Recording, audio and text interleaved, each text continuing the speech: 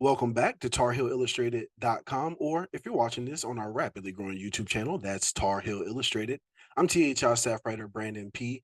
Joining me tonight from the Smith Center is our very own publisher, Mr. Andrew Jones. And AJ, we just watched North Carolina improve to 3-0 on this young basketball season, defeating Gardner-Webb 72-66.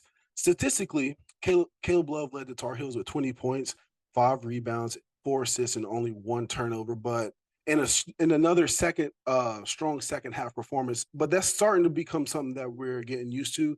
So actually, the first thing I would like to talk about tonight is the play of Pete Nance. Coming in tonight, he was averaging 6.5 points and only 2 rebounds, and he just hasn't looked comfortable in those first 2 games. But tonight, he completely flipped the script. So, what did you think about the play of Pete Nance tonight? Well, we got to see. I asked him. We got to see Pete Nance. Okay, so I asked him, and we're still trying to figure out what kind of stuff we can get from him in post game. And I told him, I said, when you left the floor for the first time, I think it was like 8.5 minutes left in the first half, and he already had like 12 points or maybe even 14. I said, did you hear the applause that you got, the loud roar that you got? And he said he did. And I said, some people think that was sort of your arrival as a Tar Heel. And I guess he's pretty literally said, well, I've been on the team for 4.5 months or whatever, and all those kind of things. But I think it's fair for us to say, a fan base like this that personalizes itself with the players, it's all personal, Mhm. that something has to happen for them to have their okay, he's one of us moments. They all thought that all along. They were thrilled to have Pete in the program. The expectations were very high, but the first 2 games he scored a total of 13 points, and he had that 10, 11 minutes, 12 minutes into this game. So he had to have that moment, especially here, where he's the guy that got the roar of approval, and he got that. I think it was a point of emphasis to get him some looks. Armando talked about that the other day, and so did Caleb after the College of Charleston game. They got to get Pete looks where Pete needs looks. And a lot of that, some pick and pop stuff at the top of the key. That's what he did a lot at Northwestern.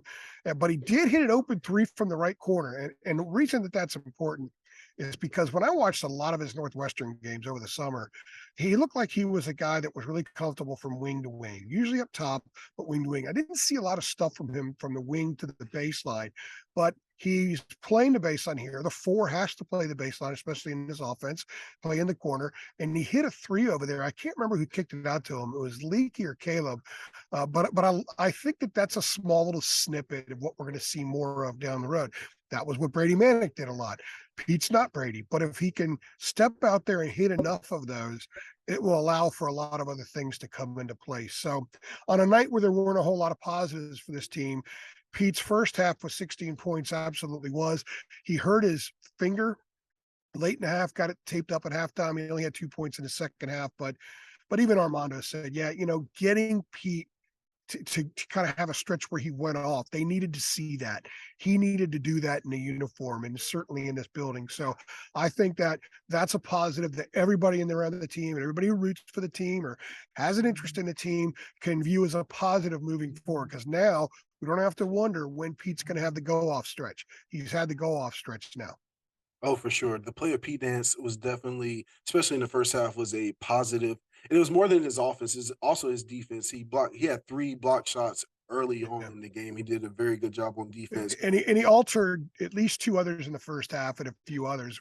We saw from him tonight something that when I was talking with Hubert and Charlotte, that I knew why he was so valuable in getting it, why it was so valuable getting him. It wasn't just the shooting and the offense stuff, but if you go back to the national title game, when Armando went out, Carolina had trouble keeping McCormick out from a comfort spot, and he hit a couple of those shots late.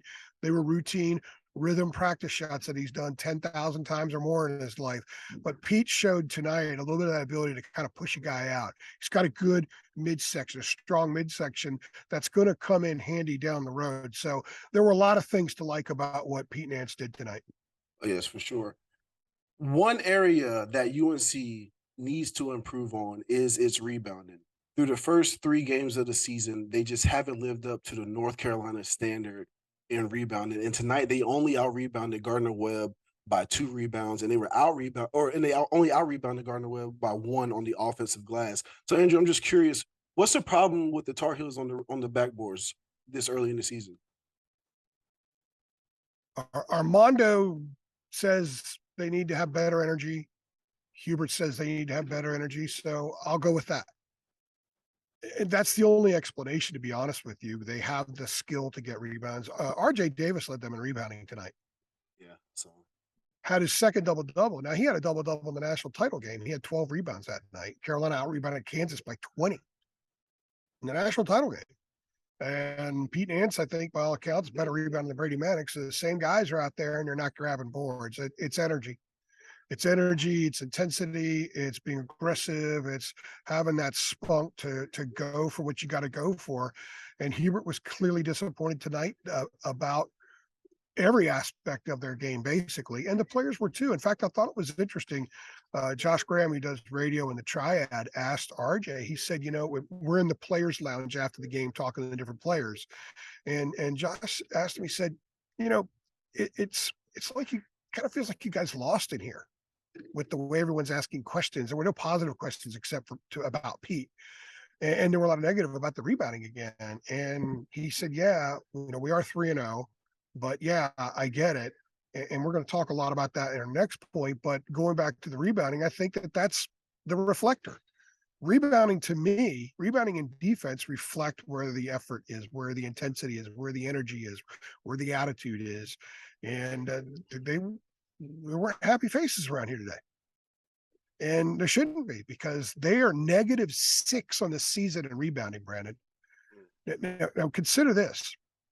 UNCW out-rebounded them. College of Charleston out-rebounded them. The last time North Carolina was out-rebounded consecutive games by non-conference teams was Butler and UCLA in the Bahamas tournament in 2014.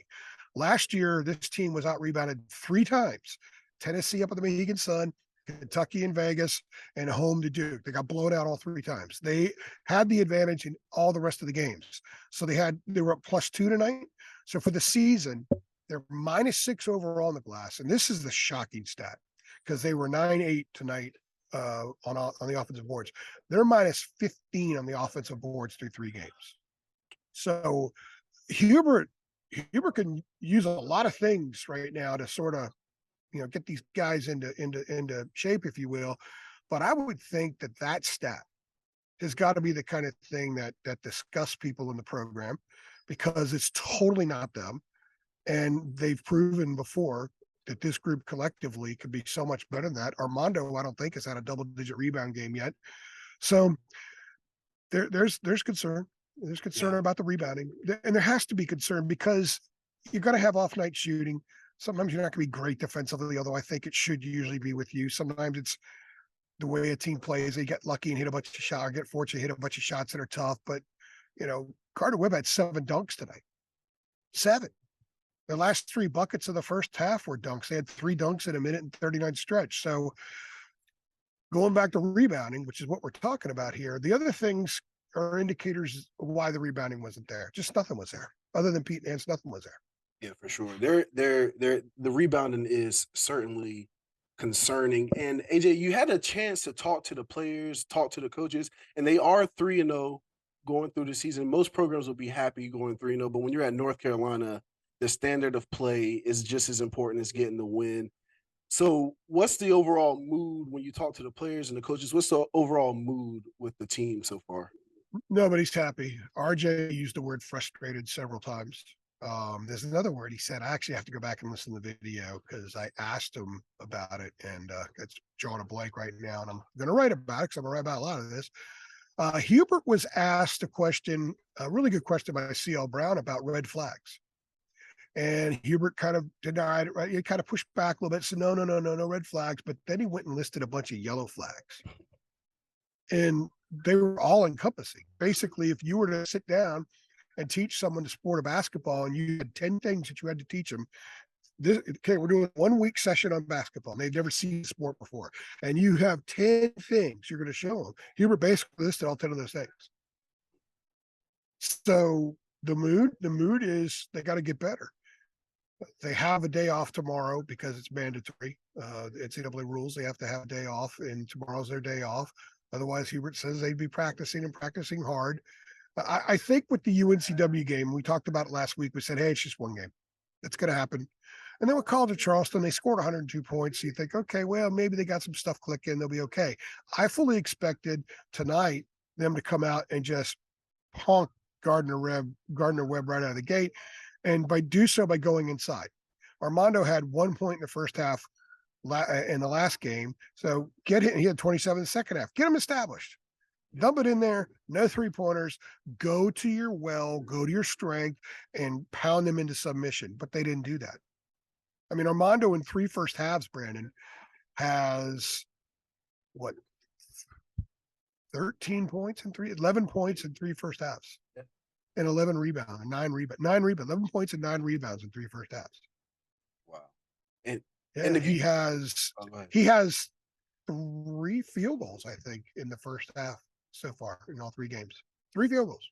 So they're not approaching the game out of the gate the right way. It's one thing. It's fine every once in a while. You're not great in the first half, but you come out roaring in the second half, just like they did the other night.